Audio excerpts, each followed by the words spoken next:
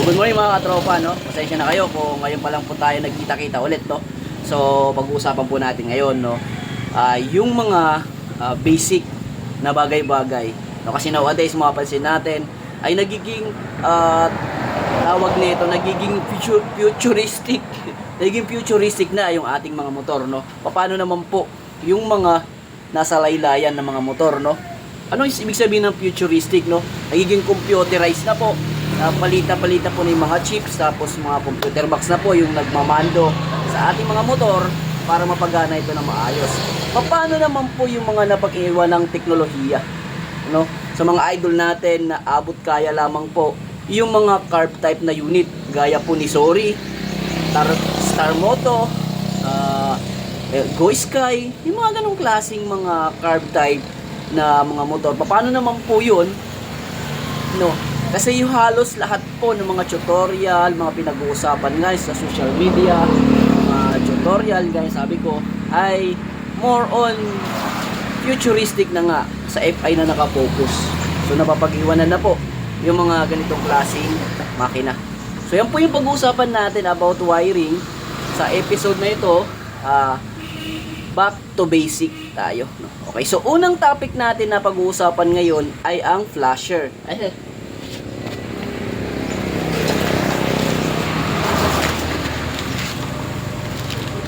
So, unang topic na pag-uusapan natin ngayon ay itong ano ba to? Ito po ay horn relay. So, saan nga ba ginagamit itong horn relay? Saan ito pwedeng gamitin? Sa horn nga, di ba? So, maraming gamit itong horn relay. Pwede natin gamitin sa horn. No, merong nakapagsabi na ito po ay nakapagpalakas po ng busina, no? Pag gumamit tayo ng horn relay, napapalakas ito yung busina. Pwede rin natin ito gamitin sa ilaw, no? Kapag ginamit daw natin ito sa ating mga MDL sa ilaw, ay mas mapapatagal daw po yung lifespan ng ilaw. Okay? So mas kahit marami pa po yung ikabit nating ilaw, ay hindi daw po madadamage yung ating battery. Kasi marami nakakapagsabi na ito daw po ay nakakapagpalakas po ng kuryente. Pero meron na ako nakapagsabi na ito po ay isang uri ng switch. So ano nga ba yung totoo batay dito sa relay na ito? So yung relay mga idol, para sa akin lang po, no? So batay lang po sa abot ng ating nalalaman, ay ito po ay uri ng switch, no? So kung hindi kayo agree sa sinabi ko, pwede nyo po siyang i-search, no, kung ano po yung ibig sabihin ng horn relay na ito o yung sabihin ng relay na ito. So mapapansin nyo, isa talaga po siyang solid na switch. Ay, nakikita nyo? Kung mapapansin, saan ba? Ayan. Ayan o. Mapapansin nyo yan dyan. Na pag nagkakaroon ito ng power, nagkaka-trigger, ay nagdidikit po sila dyan o. Ano ba yun? Ayun, nagdidikit po sila. Okay. So, para sa akin, ito po ay uri ng switch na solid switch. Okay. So, isasalpak muna natin. So, ano nga ba yung mga color code at function ng horn relay? So yung pag-uusapan natin, no, horn relay. Okay, ito po sa episode 1 ng ating pagbabalik back to basic sa electrical. Okay? Yan. So marami nang nakakaalam nito at marami na rin naman pong sabi nga, may mga technique kung paano gamitin po yung horn relay at kung saan ito ginagamit. Pero sa mga hindi pa nakakaalam, sa mga idol nating baguhan po about sa larangan ng electrical, sa mga kaibigan natin na nalilito pa kung paano gamitin si horn relay, ay ganito lamang po siya ka-basic, no? Eh, sabi ko, back to basic po tayo. Episode 1, usapang relay muna tayo. Okay? So, dito po sa ating horn relay, meron po tayong makikita dyan number 30. Which is yung number 30, ito pong kulay pula. Makikita nyo yan dito sa gilid, number 30. Number 30 po yan. Okay? Tapos, meron dyang 85. So, itong side na ito, number 85 po siya. So sa kabilang side, 86. Tapos, dito naman sa pinakataas ay 87. No? Tapos, meron naman po dito sa gitna, 87B. Ay, 87A, mga idol. Ayan. Tapos ito 87B. Pero ito, nasa gitna, hindi ito madalas gamitin kasi yung nagagamit ay itong nasa taas. So kung mapapansin nyo sa ating horn relay, 4 lang po yung ating socket. Okay, so inuulit ko, yung iba nagsasabi, yung horn relay, ito daw po ay nagpapalakas ng kuryente, at may nakapagsasabi naman na ito po ay isang ori ng switch. So saan po ako doon? Doon po ako sa ori ng switch kasi makikita naman natin na ito po ay isang ori ng solid na switch, mga idol. Okay.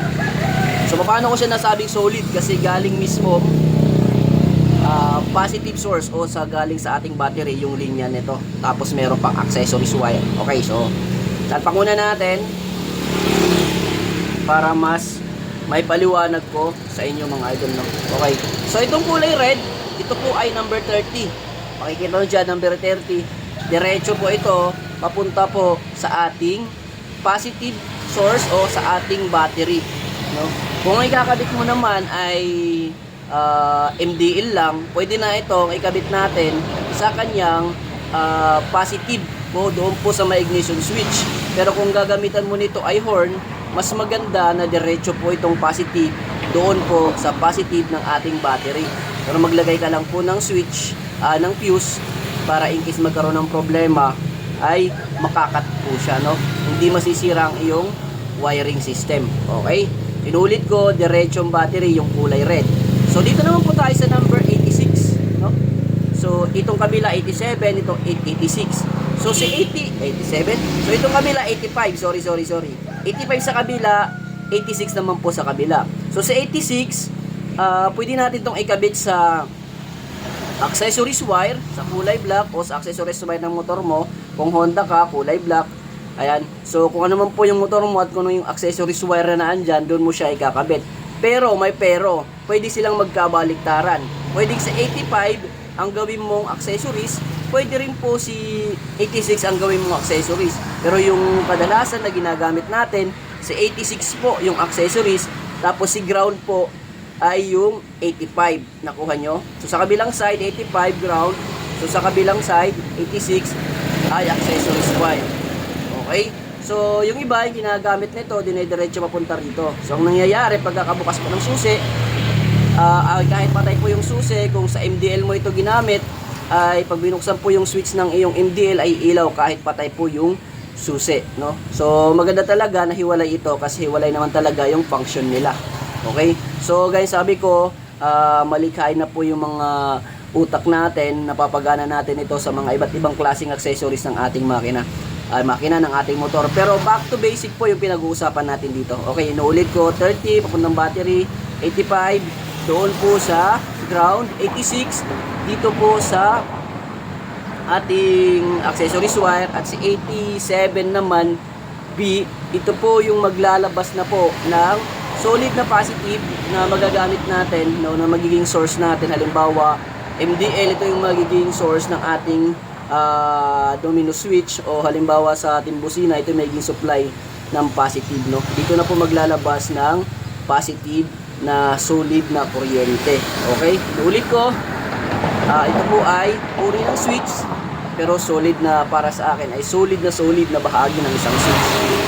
Okay, so kung ano man po yung mga nalalaman nyo about sa horn relay, sa basic na paggamit nito, i-comment nyo po dyan sa ating comment section.